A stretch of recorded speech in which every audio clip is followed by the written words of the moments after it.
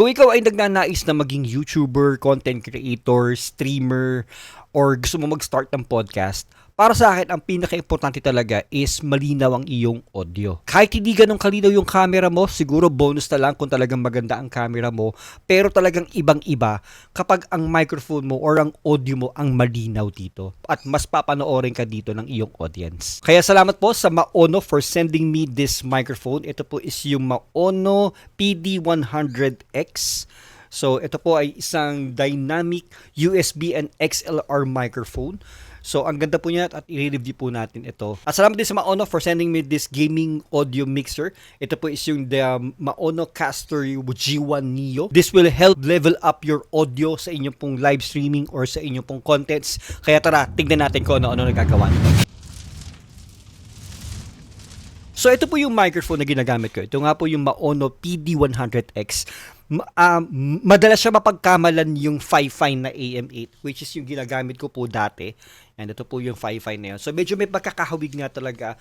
Napalitan ko na lang yung windscreen ko dito kasi nagkaroon ng discoloration yung aking windscreen dito, kaya pinalitan ko siya ng wala akong makuha nung saktong korteya, kaya this will do. Pero yun nga, madalas po siya talaga napagkakamalan na same microphone sila, pero in reality, magkaiba po sila. Dito po sa microphone na 5-fine ay meron po ditong double knob.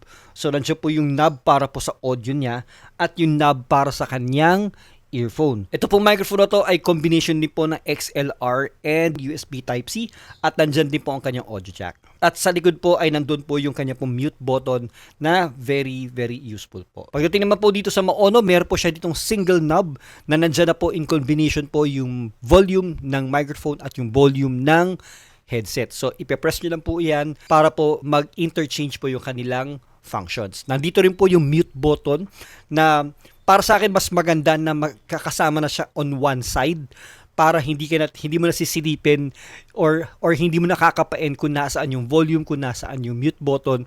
At very good touch na nandyan na po siya talaga. At sa baba po, nandyan din po yung combination ng XLR, yung USB Type-C at yung button po para sa lights. At nandyan din po yung sa headphone jack po para magkaroon tayo talaga ng monitoring dito.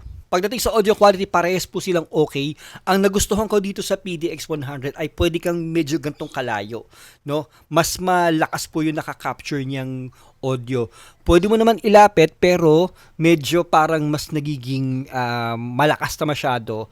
So, pwede namang hinaan pero parang mas convenient, lalo na siguro kung ikaw po ay gamer na kahit na malayong ganito.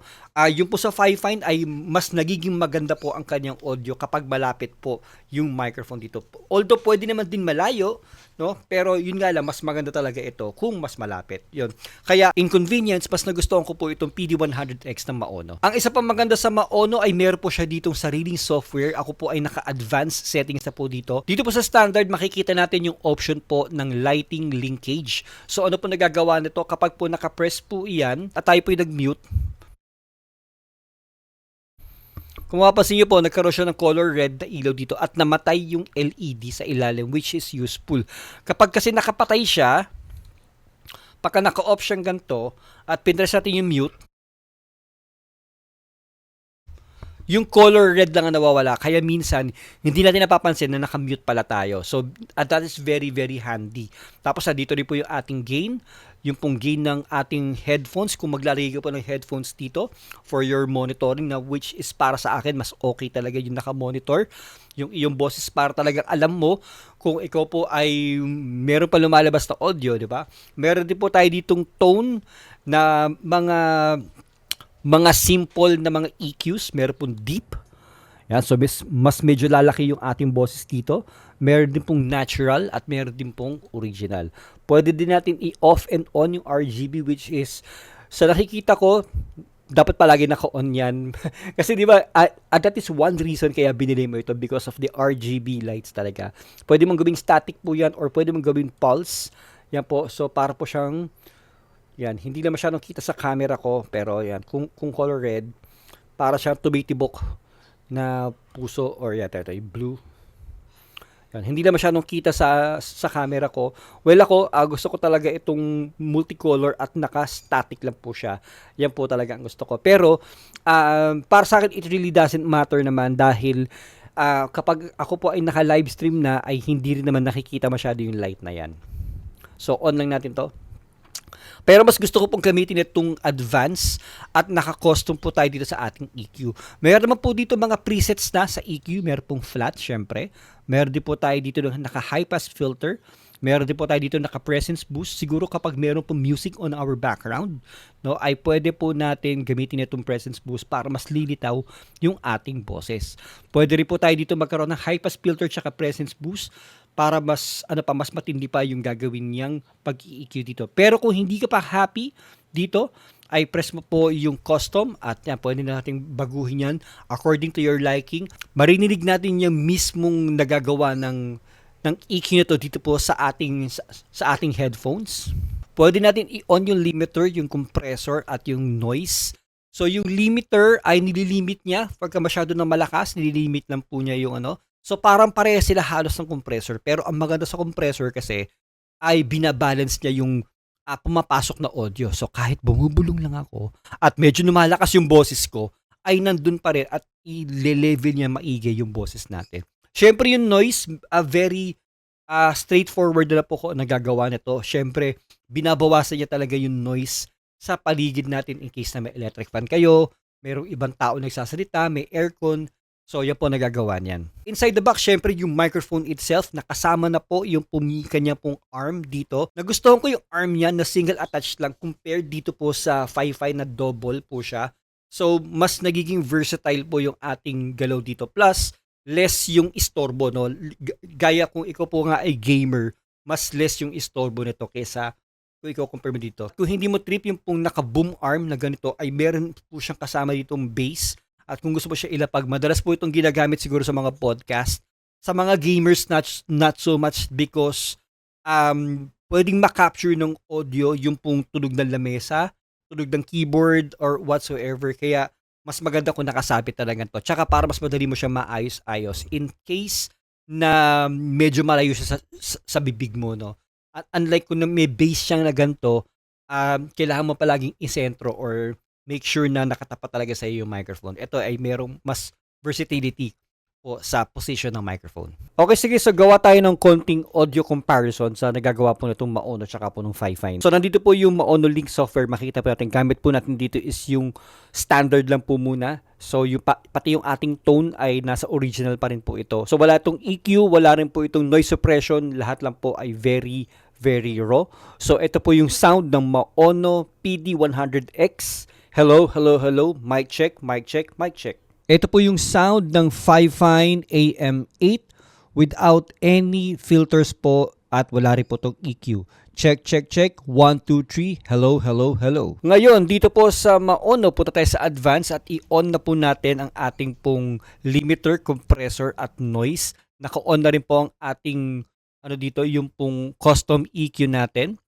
And hello, hello, hello, hello. 1, 2, 3. Hello, hello, mic check, mic check, mic check. Pagdating po dito sa Fi-Fi, since wala po itong software, gagamitin natin yung mga filters from sa OBS na mismo. So, i-on natin yung 3-band equalizer, compressor, a bit of gain, noise suppression, limiter, at expander po. Ito, hello, hello, hello, 1, 2, 3. Check, check, check, mic check, mic check. So, subukan po natin lakasan ang ating boses. Lalakasan natin ang ating boses po dito. Tandaan natin, meron na po itong mga filters at meron na rin po itong EQ. Try natin sumigaw!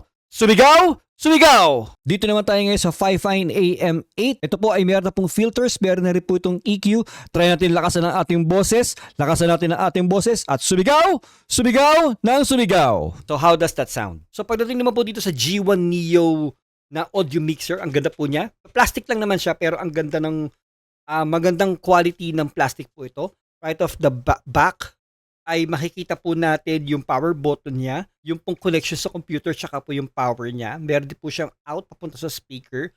Meron po siyang out din sa headphones. So kung meron kayong speaker maganda, na i-connect na yung kaagad dito, tapos meron ka pang headphones. So pwede mapatayin yung speaker, automatic, naka-headphones na po siya kaagad. Meron din po siyang aux-in kung gusto pong maglagay ng cellphone or music player as pang background music. Meron din po siya dito ng mga microphone from your headsets. Pero para sa akin, kung gagamit kayo ng ganito, better na kayo po ay naka-XLR po dito na input. Sa harap naman po ay meron po tayo ng dalawang slider.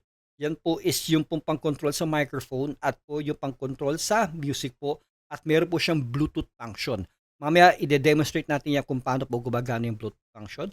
Meron din po siya dito mga buttons po sa gain, reverb, and headphones. Mamaya testing po natin yan. Meron din po siya noise reducer, sidechain, RGB, voice changer at direct monitor. Itetest na natin siya lahat ngayon. A few reminder lang po, yung pong connection sa likod ng power, hindi mo na kailangan ng DC 5 volts na power dito kung sa computer mo siya or sa laptop mo siya i-connect na kaagad. Kasi pwede po i-connect sa phone to eh. I-connect mo to sa phone na ide-demo natin mamaya. Kailangan mo siya ng additional power para ma-power up itong mixer na ito. Okay, so ito po yung G1 Neo na audio mixer na. So, ganda po nga po nito kasi andito po yung meron siyang slider. Para bang you feel very professional talaga kapag merong ganitong slider. So, gumagana po yung okay, tas yung mute. Hello. Hello. Yan. So, ang ganda rin, no, na parang kapag nag-unmute ka or nag-mute or nag-unmute, parang nagfe-fade down yung boses. Nagfe-fade out, nagfe-fade in. Ayan po. So, ang ganda po niya. Meron po siyang ditong built-in na noise reducer. So, meron po siyang 2 levels. So, meron po siyang high. So, kapag talaga masyado maingay na siguro yung kapaligiran mo, ay yung high ang gagamitin mo. Pero ako, mas preferred ko. So, naka-off ito ngayon. Pero since wala masyadong ingay dito, i-low lang muna natin yan. Meron din po siyang direct monitor. Ito po yun para naririnig natin yung sarili nating boses. Meron siyang very, very slight na latency. Siguro mga 0.5 milliseconds lang po ito. Which is hindi naman siya ganun ka-bothersome. Okay lang naman. Pero hindi katulad nung kapag naka-direct dito sa microphone, yung pong headset, wala siyang latency, okay na okay po yun. Pero okay lang po to. Meron din po siyang voice changer kung trip niyo po yan. Parang Chooks TV style siguro. Female. Parang hindi naman siya female eh. 'Di ba? Ewan ko. Siguro kung talagang babae yung nagsasalita, magtutunog female 'to. Pero what's the point kung babae ka naman tapos magfi-female. Pero ayun nga, hindi naman siya female. I don't know. Male. Ako ay isang male pero mas lumalaki pa yung boss ko dito. Wow! Nakakamacho, pre. Baby. Yung baby ay hindi tunog baby. Para siyang chickbox. Ito yung Chooks TV na ang cute. Oo. Okay na okay to. Robot. Hindi ko alam kung bakit ka magboboses ng ganito. Pero siguro kung ganito yung content mo, okay lang. So, syempre, Doon tayo sa default na lang talaga. Okay, meron din po siya dito mga pads. So, ang maganda dito sa mga pads na to ay pwede ka mag-record ng mga short clips dito. Pwedeng yung audio na pumapasok from your phone. Pwede rin po yung audio pumapasok dito po sa Bluetooth na i-demo natin mamaya. Or pwede ka rin mag-record ng sarili mong boses dito, for example. So, gagawin mo ay ipipress mo na matagal. Tapos press mo ulit. Hello, test mic. Ito po ay testing ng recording. Hello. Then, kapag pinress natin siya, ulit. Hello, test mic. Ito po ay testing ng recording. Hello. O, di ba? Very, very useful ito. So, bagay na bagay ito talaga sa akin, no? Kasi kung nanonood kayo ng live streams ko, I am streaming almost every night. Kung mapapansin niyo yung mga questions minsan paulit-ulit na. So, maganda ito. Siguro na magre-record ako dito ng short audio clips ko.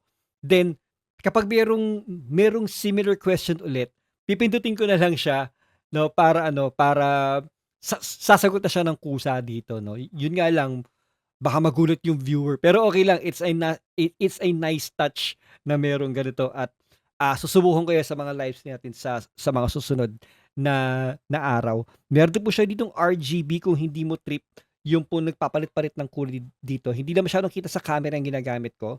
Yan, so press natin to. Yan. So, kung trip mo yan. Meron din po siyang mga sarili-sariling kulay. Kung meron ka sigurong theme dito sa iyong lamesa or sa iyong setup, ay pwede mong palitan po yan. Maganda yung orange na yun na. Yan. Tapos meron din yung nagpa-pulse. Yan, kung trip po yung nagpa-pulse. Yan. So, iba-ibang kulay din po yan. Pero ako, eto na lang pipiliin ko talaga. Gusto ko kasi talaga yung iba-ibang kulay palagi. So, ayan, okay yan. Then, try natin maglagay ng audio dito sa ano sa Bluetooth which is very handy talaga. Wait lang, try natin. Okay, so ito po yung phone na gamit ko. So, shoutout sa aking family na napakaganda. So, on lang natin yung Bluetooth. Yan. Pag on natin ng Bluetooth, makikita na niyan dyan si G1 Neo X. Ayan, yan. Si Maonocaster G1 Neo X. Ayan, nakakonect na po. So, Bluetooth connected na po yan. Then, kung magpi-play tayo something sa YouTube, yan. Mas pwede tayo lakasan. Yan, kung anong trip ninyo. Pwede hinaan. Pwede i-mute. Yan. Hina lang natin ito konti. Yan. Ito yung sinasabi ko sa sidechain. So, maganda to para kung DJ ang dating ninyo. So, pwede sa ating sidechain. Kung mapapansin nyo dito kapag nagsasalita ako, humihina ng automatic yung audio. Which is okay na okay talaga. So, hindi magiging istorbo yung audio sa atin. Ang ganda nito actually, lalo siguro kung tipong ano lang muna, meron kang silence sa iyong stream. For example, kumakain ka, kumuha ka ng tubig. No? Kapag nag-stop ka magsalita,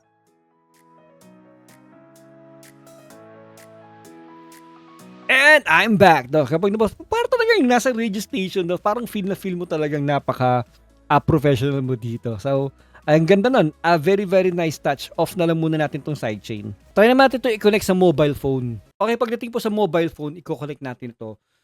Meron po siyang kasamang USB cable na pwede na po converted into a Type-C na po kagad or yung USB na Type-A. So, maganda po ito. So, bakit natin i-connect ito sa phone natin? Diba? May microphone naman yung phone natin.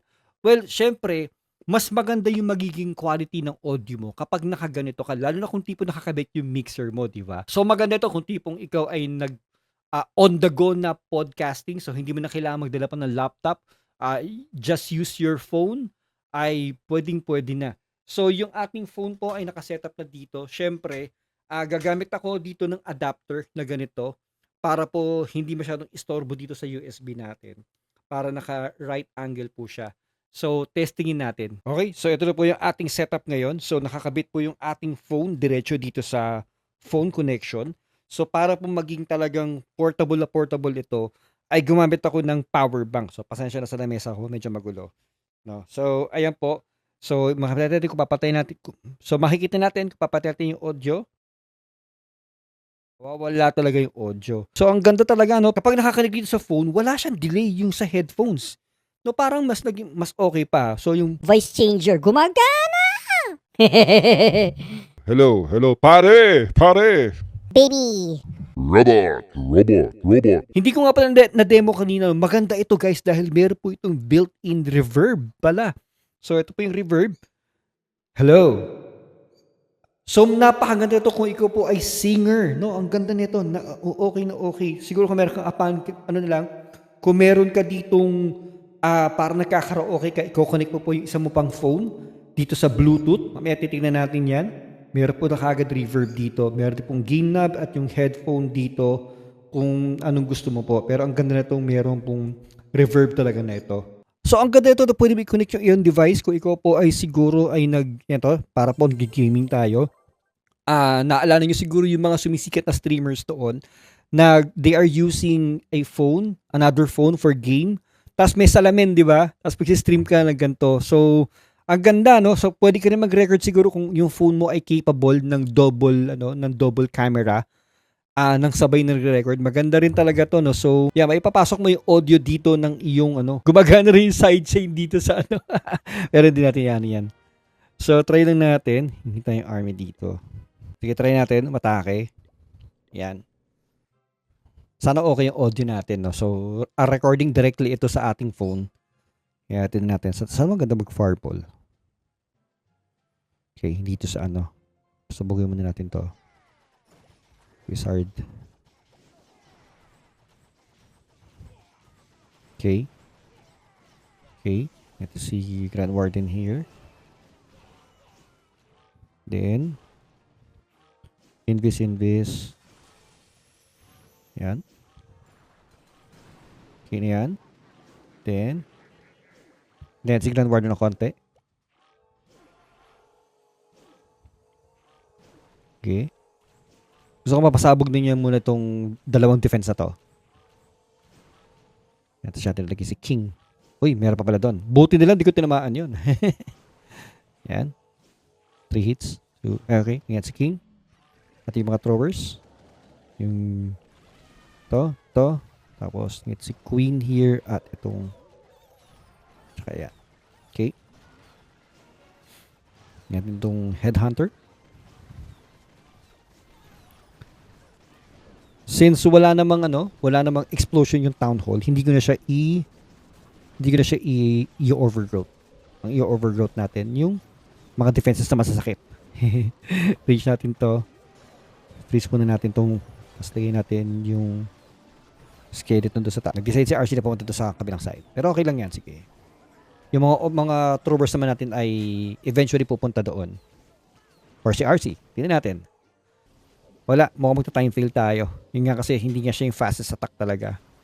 Dapat talaga sa gantong attack medyo mas mabilis ka pa. Pero yun, at least you get the idea kung paano nag-work yung setup natin na ganito, na connected na kagad lahat, microphone, yung pong sa ating camera, yung audio ng iPad and all. Ganda talaga. Ayos. At ayan na po, yung PD100X gaming microphone from Maono at yung pong Geo 1X Neo na Maono caster. Ang ganda po nito. If you want to check it out, ay lahat po na links ay nasa description down below. To be honest, hindi siya ganun kamahal. Very reasonable yung gantong prices. Okay pa rin kung yung microphone lang ang bibili ninyo dahil po doon sa Maono Link software. Okay na okay po yun. Pero kung meron kang extra budget, maganda po na kunin mo na rin yung mixer talagang dahil it adds po yung parang professionalism sa iyong pong content. And again, maraming salamat po sa Maono for sending me these products. Napakaganda po talaga nito. At kung gusto mo itong review nito, don't forget to subscribe sa ating YouTube channel. Follow niyo po ako sa ating Facebook Gaming at sa ating TikTok. Maraming salamat mga boss. This is your boss LA signing out. Good day and God bless you all. Alright!